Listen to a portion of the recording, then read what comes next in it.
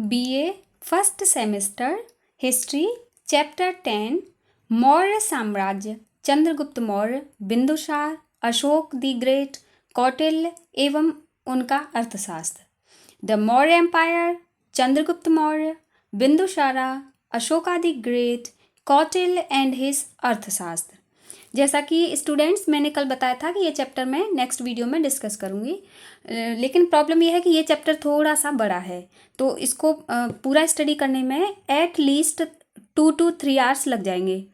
तो इसके लिए मैं 2 चीज़ें करूँगी। एक तो इसका लॉन्ग वीडियो होगा, मतलब एक्स्ट्रा लॉन्ग, जो कि आई थिंक 3 घंटे का होगा, और इसके 4 पार्ट्स बनाऊँगी मैं, जो लगभग पौन घंटे के कुछ हो जाएंगे। तो आप देख लेना, जो वाला वीडियो आपको सुविधाजनक लगे वो आप देख सकते हैं। पार्ट्स में देखना चाहें तो पार्ट्स में देख लेना। उनके नाम होंगे, पार्ट ए होगा चंद्रगुप्त मौर्य, फिर पार्ट बी होगा बिंदुसार, पार्ट सी होगा अशोक महान, और पार्ट डी होगा कौटिल्य एवं उसका अर्थशास्त्र। ये अलग अलग मैं अच्छे से थंबनेल वगैरह लगा दूंगी और टाइटल भी लगा दूंगी, ताकि आपको ढूंढने में परेशानी ना हो। और सबसे पहले एक बड़ा वीडियो बनाऊंगी जिसका नाम होगा चैप्टर 10 मौर्य साम्राज्य ऑल पार्ट्स। ठीक है, ऐसे आप सर्च कर लेना। चलिए अब स्टडी शुरू करते हैं। वैसे तो इतिहास अपने आप में ही बहुत इंटरेस्टिंग सब्जेक्ट है, लेकिन फिर भी मेरा बीच बीच में ऐसा मन करता है कि मैं कुछ एक्सप्लेन करूं और, ताकि और इंटरेस्टिंग लगे। लेकिन प्रॉब्लम ये आती है कि फिर वीडियोस बहुत लेंदी हो जाते हैं। लाइव क्लास में तो हम ऐसे पढ़ा सकते हैं, कितना भी टाइम ले लो कोई बात नहीं, लेकिन वीडियोज़ में थोड़ा ध्यान रखना पड़ता है। और ये वाला जो चैप्टर है ये, और इसके आगे वाला एक चैप्टर है गुप्त साम्राज्य करके, वो भी 2 घंटे का लगभग बनेगा। ये दोनों चैप्टर बहुत महत्वपूर्ण हैं, खाली एग्जामिनेशन की दृष्टि से नहीं, बाकी आपकी जो नॉलेज है, आपका जो ब्रेन है वो खुलेगा इससे, आपकी सोच बदलेगी, आपको काफ़ी समझ आएगी, अंडरस्टैंडिंग आएगी, और हो सकता है आपको हिस्ट्री और भी अच्छी लगने लगे। तो ये 2 चैप्टर आपको बहुत ध्यान से पढ़ने हैं, एक चैप्टर 10 और एक चैप्टर 11 है, जिसमें हम गुप्त साम्राज्य को डिटेल में पढ़ेंगे। चलिए वीडियो शुरू करते हैं। मौर्यकाल भारतीय इतिहास में प्रकाशमय युग के नाम से जाना जाता है। इसको भारतीय युग में किस नाम से जानते हैं? प्रकाशमय। क्योंकि मौर्य काल के अध्ययन के लिए पर्याप्त ऐतिहासिक साक्ष्य उपलब्ध हैं। मौर्य काल के उद्भव से भारतीय इतिहास में एक नवीन युग का आरंभ हुआ। ये वो काल है जिसके हमें लिखित प्रमाण मिले हुए हैं, बहुत सारे लिखी हुई एविडेंसेस मिले हुए हैं, और भी बहुत सारी चीज़ें मिली हुई हैं, जैसे सिक्के मिले हुए हैं, मूर्तियाँ मिली हुई हैं। तो इसलिए ये इसके बारे में हम जो भी बातें करते हैं वो काफ़ी सही हैं, मतलब ऐसे ही नहीं, अंधेरे में तुक्के नहीं मारे हुए हैं। यहीं से भारत इतिहास का क्रमबद्ध विवरण आरंभ होता है। यही वह काल था जिसमें भारत के विदेशों के साथ ऐतिहासिक संबंध बनना प्रारंभ हुए एवं भारतीय संस्कृति का प्रसार समीपवर्ती देशों में हुआ। लगभग 300 ईसा पूर्व मगध के नेतृत्व में मौर्य साम्राज्य के तत्वावधान में ही सर्वप्रथम भारतीय एकता का सूत्रपात हुआ। सबसे पहले भारत को एक सूत्र में किसने बांधा था? साम्राज्य। वो जो साम्राज्य था उसका नाम है मौर्य साम्राज्य। और अब हम अभी और इसके बारे में पढ़ेंगे। मैं आपका क्या कहते हैं उसको, सस्पेंस नहीं बिगाड़ना चाहती।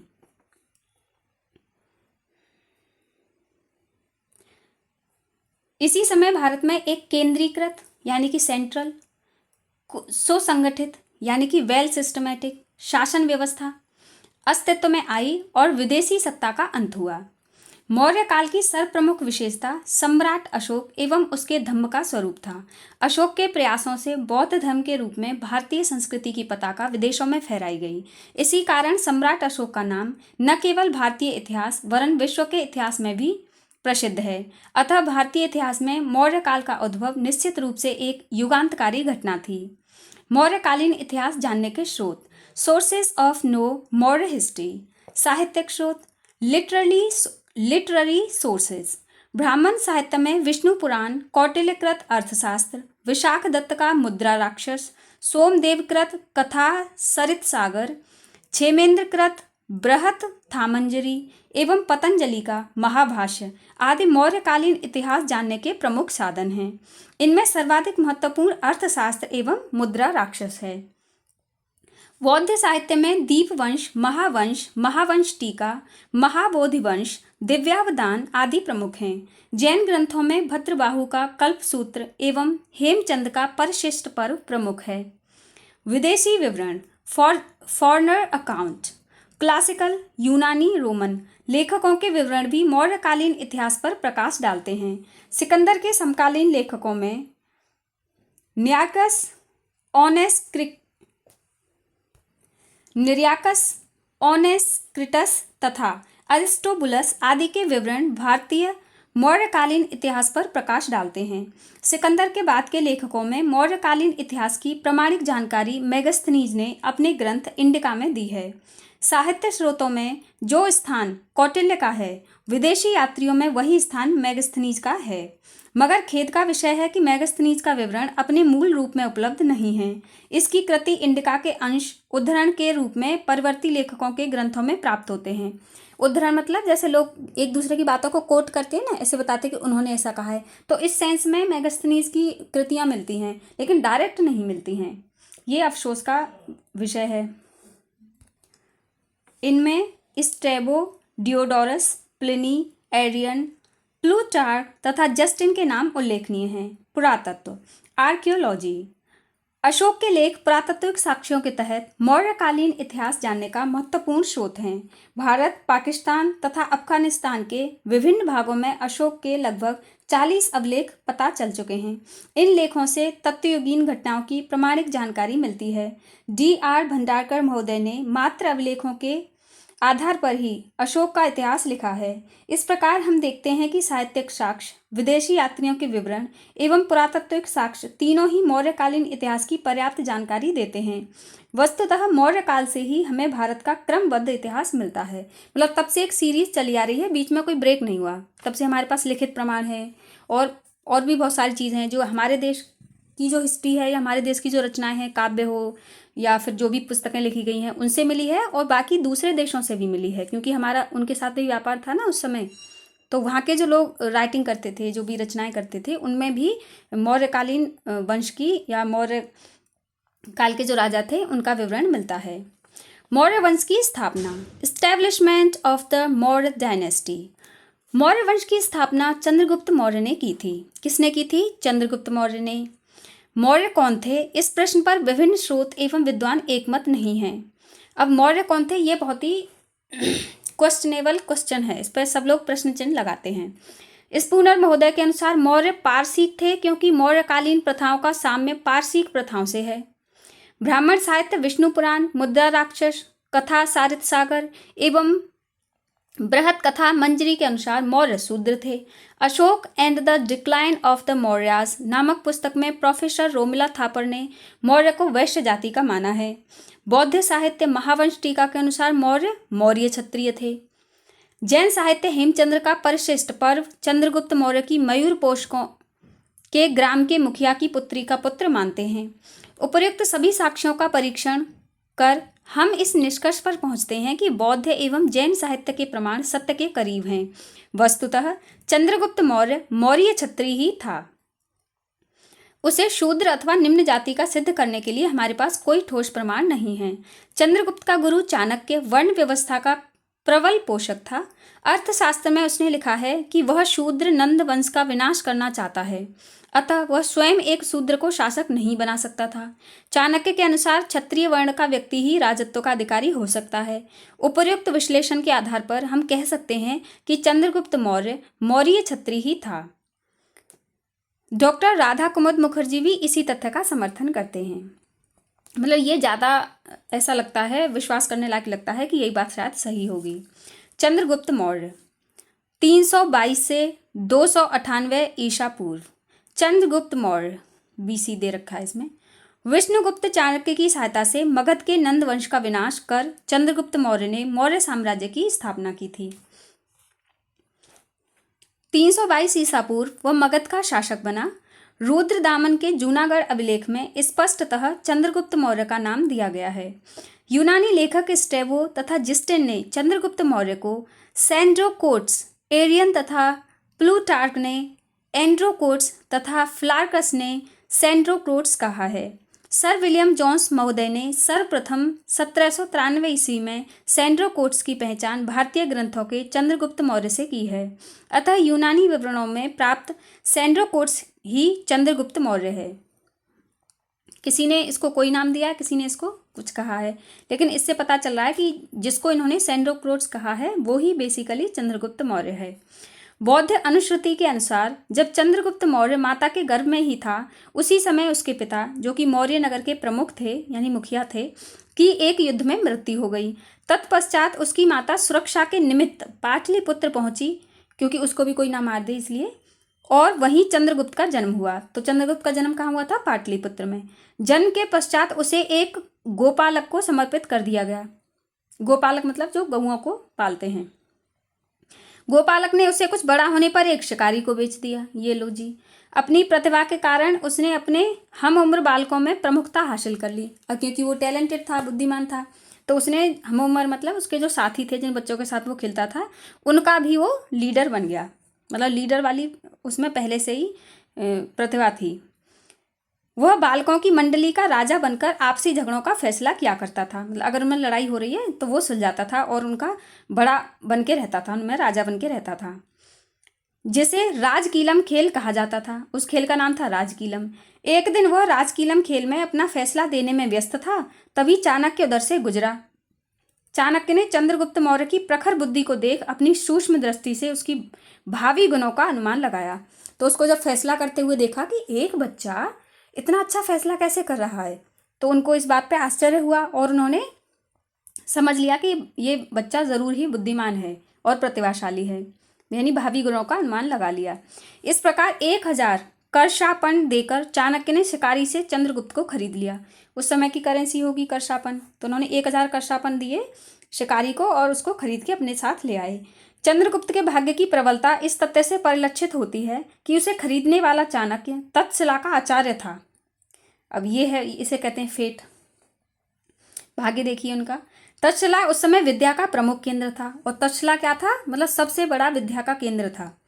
इस प्रकार चाणक्य द्वारा चंद्रगुप्त को सभी कलाओं एवं विद्याओं की विधिवत शिक्षा प्राप्त हुई। प्रतिभावान तो वह था ही, टैलेंटेड तो पहले से ही था, अतः युद्ध विद्या सहित सभी विद्याओं में वह पारंगत हो गया। तो इसलिए जो भी उसको सिखाया गया उसने सब सीख लिया। चंद्रगुप्त मौर्य की उपलब्धियां। Achievements of Chandragupta Maurya. चंद्रगुप्त मौर्य की प्रमुख उपलब्धियां निम्नलिखित थीं। नंबर 1, यूनानियों के विदेशी शासन से देश को मुक्त करवाया।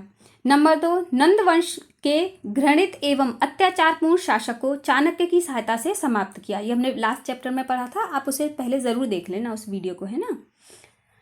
नंबर 3 है 25 वर्ष की आयु में 322 ईसा पूर्व मगध का सिंहासन प्राप्त कर प्रथम अखिल भारतीय साम्राज्य की स्थापना की। अखिल भारतीय साम्राज्य की स्थापना किसने की थी? चंद्रगुप्त मौर्य ने, ये याद रखना। नंबर 4, यूनानी शासक सेल्यूकस निकेटर को पराजित कर उससे संधि की एवं अंतरराष्ट्रीय संबंध विकसित किए। तो सेल्यूकस को किसने हराया था, किसने पराजित किया था? यूनानी शासक सेल्यूकस को किसने पराजित किया था? चंद्रगुप्त मौर्य ने।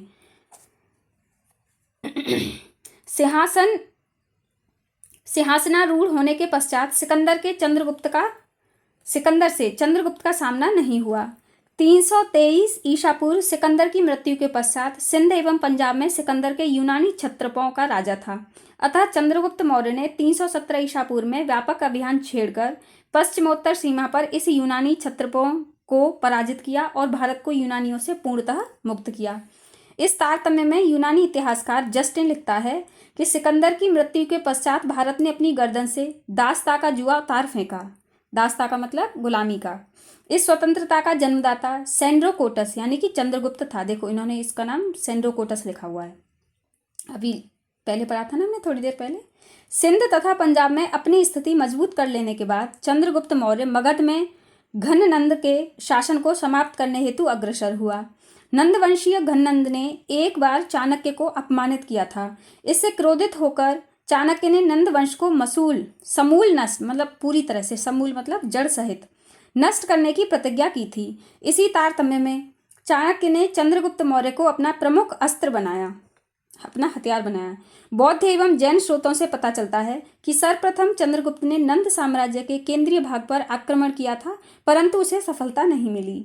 एक अनुश्रुति के अनुसार प्रथम बार असफल होने के बाद जब चंद्रगुप्त को एक वृद्धा ने भात खाने को दिया था, तो थाली के बीच से भात लेकर खाने से उसका मुंह जल गया। तब वह वृद्ध औरत ने कहा, थाली के बीच से गरम गरम भात खाओगे तो जलोगे ही। ठीक यह होगा कि किनारों से भात खाना शुरू करो, मतलब किनारे किनारे से खाओ। भात का मतलब होता है शायद चावल या फिर कोई दलिया, किसी चीज़ का दलिया या फिर चावल। तो जब हम किसी प्लेट में उसको रख लेते हैं और उसको ऐसे फैला लेते हैं पूरी प्लेट में, तो अगर हम बीच में से खाएंगे तो वो गर्म लगेगा, लेकिन अगर हम किनारे से खाएंगे तो वो ठंडा हो जाता है चारों तरफ से, इन्वायरमेंट की वजह से।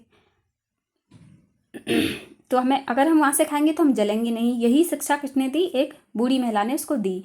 जब चंद्रगुप्त को अपनी भूल का एहसास हुआ और उसने दूसरी बार सीमांत प्रदेशों के विजय प्राप्त करते हुए नंदों की राजधानी पर धावा बोला। ये कहानी कहीं पर चाणक्य के लिए दी हुई है, यहाँ पे इसके लिए दी हुई है, चंद्रगुप्त मौर्य के लिए। हमने बचपन में सुनी थी कि वो चाणक्य था, वो एक बार किसी कुटिया के पीछे बैठा हुआ था, छुपा हुआ था, पता नहीं क्या ढूंढ रहा था। तो उस एक बुढ़िया अपने बच्चों को खाना खिला रही थी, तो उसने अपने बच्चों को ये सलाह दी थी। खैर बात जो भी है, मतलब ये कहानी ऐसे कहीं है जिससे उसको शिक्षा मिली। चलो अब आगे पढ़ते हैं। बौद्ध ग्रंथ मिलिंद पन्हों से नंदवंश एवं चंद्रगुप्त मौर्य के बीच हुए भीषण युद्ध का अतिरंजित विवरण मिलता है। अंततः इस युद्ध में घननंद मारा गया, चाणक्य की प्रतिज्ञा पूरी हुई और पाटलिपुत्र में 345 ईसा पूर्व में जन्मे बालक चंद्रगुप्त मौर्य का 322 ईसा पूर्व चाणक्य ने राज्याभिषेक किया और चंद्रगुप्त ने एक अखिल भारतीय साम्राज्य की स्थापना की। उस समय ये चंद्रगुप्त मौर्य की आयु रही होगी कोई 20-23 वर्ष, 22-23, हाँ ऐसा कुछ होगा। 345 ईसा पूर्व में तो जन्म लिया है और 322 ईसा पूर्व में राजा बन गया, राज्याभिषेक हो गया उसका। सेल्यूकस निकेटर से युद्ध, war with Seleucus Nicator. Antiochus का पुत्र सेल्यूकस निकेटर सिकंदर की मृत्यु के पश्चात उसके पूर्वी प्रदेशों का उत्तराधिकारी बना। वह सिकंदर द्वारा जीते गए भारतीय प्रदेशों पर पुनः अधिकार करना चाहता था। इस कारण 305 ईसा पूर्व में उसने भारत पर आक्रमण किया और उसका सामना शक्तिशाली मौर्य सम्राट चंद्रगुप्त से हुआ। अंततः सेल्यूकस को पराजित होकर चंद्रगुप्त से संधि करनी पड़ी। इसके अनुसार, संधि के अनुसार इसमें दिए गए हैं 4 पॉइंट थे, इस बात पर संधि हुई थी।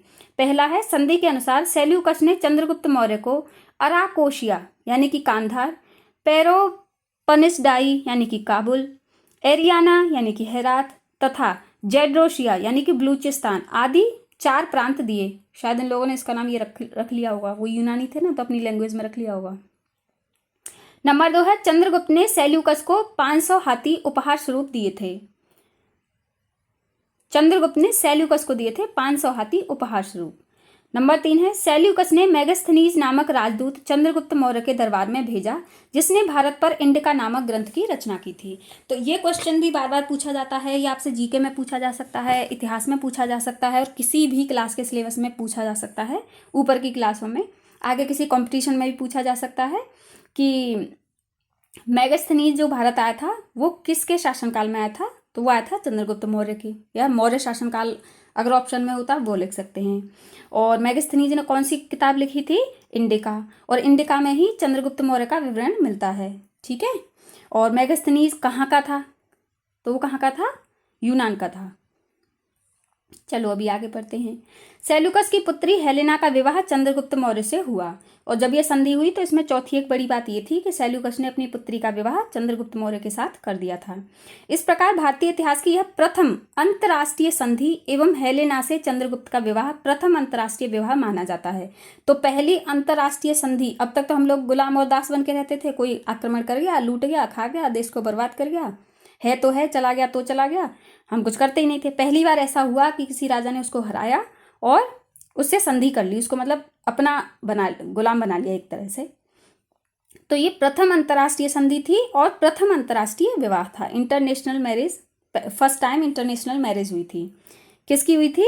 चंद्रगुप्त मौर्य की। अभी तो हम ये चैप्टर पढ़ रहे हैं तो आपको ऐसा लग रहा होगा हाँ चंद्रगुप्त मौर्य की हुई थी, लेकिन जब आप कोई और चैप्टर पढ़ेंगे या कहीं एग्जाम दे रहे होंगे या कुछ सोच रहे होंगे तब आपको बातें याद नहीं आएंगी, तो आपको ये बार बार रिवाइज करना पड़ेगा। साम्राज्य विस्तार, extension of the empire. Plutarch Chandragupta को समस्त भारत का सम्राट मानते हैं। विंसेंट स्मिथ हिंदू कुश तक उसका साम्राज्य बताते हैं। उनके अनुसार 2000 वर्ष पूर्व भारत के प्रथम सम्राट ने जिस वैज्ञानिक सीमा यानी कि हिंदुकुश पर्वत तक को प्राप्त किया उसे मुगल सम्राट भी कभी प्राप्त नहीं कर सके और अंग्रेज भी व्यर्थ आहें भरते रहे। महावंश टीका के अनुसार वह शकल जम्बू द्वीप का स्वामी था। उसके विशाल साम्राज्य में काबुल, हेरात, कांधार, पंजाब, गंगा यमुना का मैदान, बिहार, बंगाल, गुजरात, विंध्य, कश्मीर शामिल थे। यूनानी लेखक प्लूटार्क के अनुसार उसने चंद्रगुप्त ने 6 लाख की सेना लेकर संपूर्ण भारत को रौंद डाला और उस पर अधिकार कर लिया, मतलब पूरे भारत को उसने अपने अंडर ले लिया। तमिल ग्रंथ एहनानूर एवं गुरनानूर से पता चलता है कि दक्षिण भारत पर भी उसने आक्रमण किया था। इस प्रकार चंद्रगुप्त मौर्य ने एक अखिल भारतीय साम्राज्य की नींव डाली थी। मृत्यु, अब डेथ के बारे में सुनते हैं। वृद्धावस्था में चंद्रगुप्त मौर्य ने जैन मुनि भद्रबाहु से जैन धर्म की दीक्षा ली और श्रवणबेलगोला, ये मैसूर में है, जाकर 298 ईसा पूर्व में उपवास यानी कि सल्लेखन द्वारा शरीर त्याग दिया। यानी खाना नहीं खाते हैं, वो उपवास रखते हैं जब तक वो मृत्यु को प्राप्त नहीं हो जाते। इस तरह से उन्होंने अपना शरीर त्याग दिया। श्रवणबेलगोला की एक छोटी सी पहाड़ी आज भी चंद्रगिरी कही जाती है तथा वहाँ चंद्रगुप्त वस्ती नाम का एक मंदिर भी है। कई लेखों में भी भद्रबाहु तथा चंद्रगुप्त मुनि का उल्लेख मिलता है। इस प्रकार निष्कर्षतः हम कह सकते हैं कि चंद्रगुप्त मौर्य एक महान विजेता, साम्राज्य निर्माता एवं कुशल प्रशासक था। प्रतिभावान तो वह था ही, चाणक्य ने उसकी प्रतिभा को निखारा और वह एक अखिल भारतीय साम्राज्य का निर्माता बन गया। यदि जैन अनुश्रुतियों पर विश्वास किया जाए तो उसे राजर्षि भी कहा जा सकता है, जिसने राज्य के सुख वैभव का परित्याग करके एक महान तपस्वी के रूप में स्वेच्छा से सल्लेखन द्वारा मृत्यु का विवरण किया। एक होते हैं महर्षि, तो वैसे ही मतलब वो एक ऋषि बन गए, तो इसलिए उनका नाम राजर्षि कहा गया है। उनको हम राजर्षि कह के बुला सकते हैं।